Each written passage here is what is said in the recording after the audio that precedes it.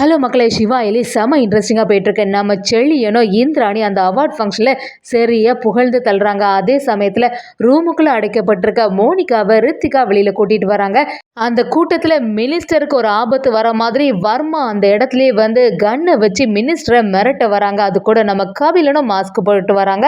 இன்னொரு சைடு பார்த்தீங்கன்னா நம்ம அயலியும் சிவாவும் உள்ளே மாட்டிகிட்டு இருக்க மினிஸ்டரை எப்படியாவது காப்பாற்றணும்னு சொல்லிட்டு யோசிக்கும் போது அதிகாரிகளும் நம்ம விக்ரம் பற்றி சொல்லும்போது விக்ரம் சிவா எலி எல்லாரும் சேர்ந்த மாதிரி செம மாசா அந்த அவார்ட் ஃபங்க்ஷனில் இருந்த மினிஸ்டரை காப்பாற்றிட்டாங்கன்னே சொல்லலாம். அதே சமயத்தில் செழியன் உயிருக்கு எந்த ஆபத்தும் வராமல் காப்பாற்றிட்டாங்கன்னு சொல்லலாம். வீடியோக்குள்ள போகிறதுக்கு முன்னாடி நம்ம சேனலுக்கு சப்ஸ்கிரைப் பண்ணுங்க, அப்படியே பக்கத்தில் இருக்க பெல் ஐக்கனையும் கிளிக் பண்ணுங்க.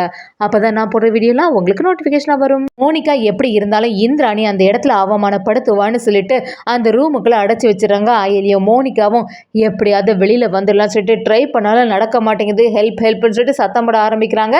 ஆனால் வெளியில் வேற யாருமே இல்லை. மோனிகா ஒரு கட்டத்தில் ரித்திகாவுக்கு ஃபோன் பண்ணி பார்க்குறாங்க. ரித்திகாவும் அட்டென்ட் பண்ண மாதிரி இல்லை. அதே சமயத்தில் வர்மாவும் அவங்களோட ஆட்கள் எல்லாரும் சேர்ந்தா மாதிரி ஒரு பிளானை போடுறாங்க. அந்த அவார்ட் ஃபங்க்ஷனில் மினிஸ்டர் வந்திருக்காங்கல்ல, அவங்களுக்கு ஏதாவது ஒரு ஆபத்து வர மாதிரி செய்யணும். அவங்களை எப்படியாவது மிரட்டி நமக்கு கீழே கொண்டு வரணும். அதனால அந்த அதிகாரிகள் எல்லாருமே பயந்து நம்மளோட பொருள் எல்லாத்தையும் நமக்கிட்டே திருப்பி தந்துடும் சொல்லிட்டு வர்மாவும் ஒரு பிளானை போடுறாங்க. அதுபடியே அந்த அவார்ட் ஃபங்க்ஷனுக்கு போகிறதுக்கு ரெடி ஆகிட்டு இருக்காங்க. நம்ம கபிலனுக்கும் பயங்கர டென்ஷனில் இருக்குது. அந்த அவார்ட் ஃபங்க்ஷனில் தான் எல்லாருமே இருப்பாங்களே, அவங்க மட்டும் நம்மளை பார்த்துட்டாங்கன்னா பெரிய பிரச்சனை ஆயிடுமேனு யோசிக்கிறாங்க. இந்திராணியும் வேண்டாம் வெறுப்பா அந்த இடத்துல இருந்துட்டு இருக்கும்போது இனிமே இங்க இருந்தா சரி வராது, வா பாவை போகலான்னு சொல்லும் போது பாவை விடுற மாதிரி இல்லை.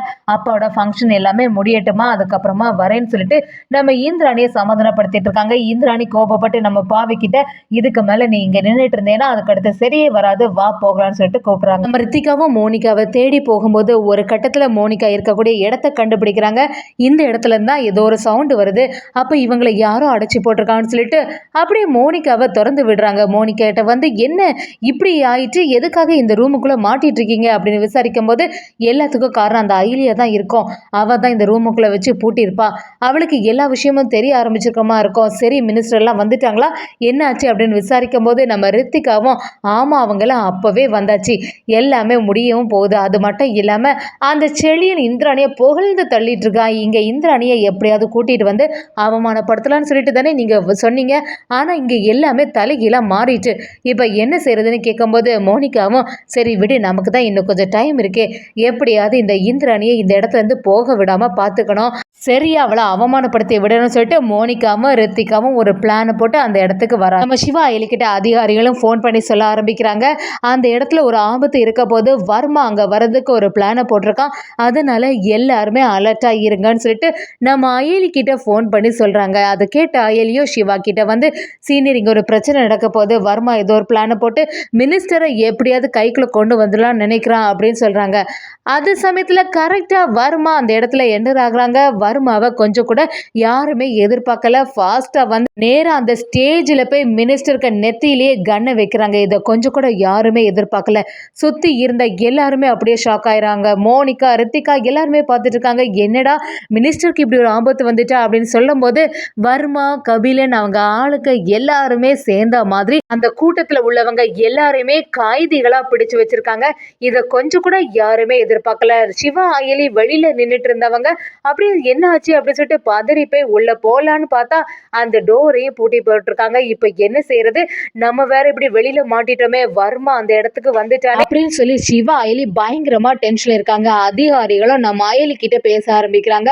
அயலியோ இப்ப வர்மா உள்ளதான் இருக்கான், அது மட்டும் இல்லாம அங்க உள்ளவங்க எல்லாருமே கைதியா வச்சிருக்கான போல, அவனுக்கு என்னதான் டிமாண்டா இருக்கும் அப்படின்னு சொல்லிட்டு அதிகாரிகள்கிட்ட கேட்கும் போது வேற என்னவா இருக்கும், ஏற்கனவே அவனோட பொருள் எல்லாத்தையுமே நம்ம பிடிச்சு வச்சிருக்கோம்ல, அதை தான் எப்படியாவது மறுபடியும் கொடுக்கறதுக்காண்டி சொல்லுவான் அப்படின்னு சொல்லிட்டு அயலிக்கிட்ட சொல்றாங்க. இப்ப என்ன பண்றது சார், நாங்க வேற வெளியில மாட்டிட்டோம் அப்படின்னு சொல்லும் போது நம்ம அதிகாரியும் அயலிக்கிட்ட வந்து விக்ரம்னு ஒருத்தங்க கூட்டத்தோட கூட்டமா இருக்காங்களா, அவங்கள கண்டுபிடிங்க அப்படிங்கிற மாதிரி சொல்றாங்க. இதை கேட்ட அயலியும் அப்படியே சரி சார் சொல்லிட்டு நம்ம சீனியர் கிட்ட அந்த விஷயத்த சொல்றாங்க. அதுக்கு நம்ம சிவாவும் என்ன அயலி சொன்னாங்க அப்படின்னு கேட்கும்போது இல்ல விக்ரம்னு ஒருத்தங்க உள்ள இருக்காங்களாமே அப்படின்னு சொன்ன உடனே நம்ம சீனியருக்கு ஞாபகம் வருது. ஆமா, மினிஸ்டர் கூட வந்த உடனே அவங்கள்ட்ட விசாரிச்சாங்களே, நான் கூட சொன்னேனே சரியான போட்டோகிராஃபரா இருப்பார் போல, எல்லாருக்குமே தெரிஞ்சிருக்கு அப்படின்னு.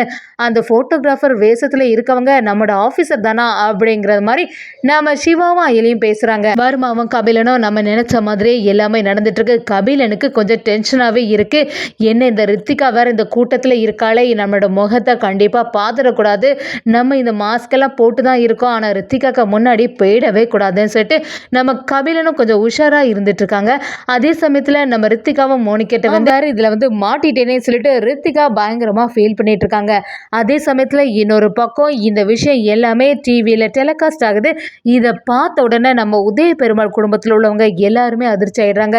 இப்போ என்ன செய்யறது, செழியனோட அவார்ட் ஃபங்க்ஷனுக்கு தானே எல்லாரும் போயிருக்காங்க, அதில் போய் இப்படி ஒரு சம்பவம் நடக்கும் நான் கொஞ்சம் கூட எதிர்பார்க்கலையே, நம்ம குடும்பத்துக்கு எந்த ஆபத்தும் வந்துடக்கூடாது, எதுக்காக இந்த ஆட்கள் எல்லாம் இந்த மாதிரி செய்கிறாங்கன்னு புரிய மாட்டேங்குதே சொல்லி நம்ம உதய பெருமாளும் பயங்கரமாக பதட்டம் ஆயிடுறாங்க. மட்டும் இல்லாமல் நம்ம இந்திராணி என்னதான் செழியனை பிடிக்காத மாதிரி வெளியில் நடித்தாலும் செழியனுக்கு மேலே ஒரு அன்பு மனசுக்குள்ளே இருந்துட்டு தான் இருக்கு. செழியனுக்கு ஒரு ஆபத்து வந்துடக்கூடாதுன்னு சொல்லிட்டு நம்ம இந்திராணியும் நினச்சிட்டே இருக்காங்கன்னே சொல்லலாம். மயிலும் சிவா கிட்ட இந்த வாட்டி மிஸ் பண்ணவே கூடாது, வர்மாவை பிடிச்சே ஆகணும்னு சொல்லிட்டு இருக்கும் போதே நம்ம சிவாவும் அடுத்த பிளானை போடுறாங்க. எப்படியாவது இதுக்குள்ள போகணும் அயலி, அதுக்கான வேலைகளை பார்ப்போம் அப்படின்னு சொல்றாங்க. இன்னொரு பக்கம் பார்த்தீங்கன்னா வர்மாவும் அவனோட டிமாண்ட் வைக்க ஆரம்பிக்கிறாங்க. எப்படியாவது அதிகாரிகளுக்கு நம்ம மேல இருக்கக்கூடிய பயம் எல்லாமே விட்டு போச்சு, இப்பதான் நம்ம மேல கொஞ்சம் பயந்து இருக்காங்க, இந்த மாதிரி ஒரு அதிரடி வேலை செய்தனால தான் இவங்க எல்லாம் இப்படி இருக்காங்க. அது மட்டும் இல்லாம எங்க கிட்ட இருந்து எடுத்துட்டு போன எல்லா பொருளையுமே எங்களுக்கு திருப்பி நீங்க தந்து ஆகணும் அப்படின்னு சொல்லிட்டு வர்மாவும் ஒரு டிமாண்டை வைக்கிறாங்க.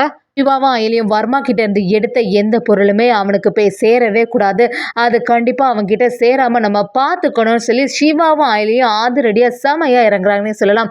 அதே சமயத்துல உள்ள இருந்துட்டு இருக்க விக்ரம் செம அதிரடியா நம்ம வர்மாவோட ஆட்களை அவனுக்கு தெரியாமலே ஒவ்வொருத்தரா அடிச்சு துவம்சம் பண்ணிட்டு இருக்காங்க. இது வெளியில இருந்த சிவா அயலிக்கு எதுவுமே தெரியாம இருக்குது. வர்மாவும் கபிலன் கிட்ட என்ன கபிலா, கூட்டத்துல உன்னோட ஒய்ஃப் இருக்கான்னு சொல்லிட்டு கொஞ்சம் தயக்கத்துல இருக்கியா, என்ன நடந்தாலும் அந்த பொருள் நம்ம கைக்கு சேராம இந்த இதை நம்ம விடவே கூடாது அப்படின்னு சொல்லிட்டு உறுதியா இருக்கணும் கபிலா அப்படின்னு சொல்றாங்க.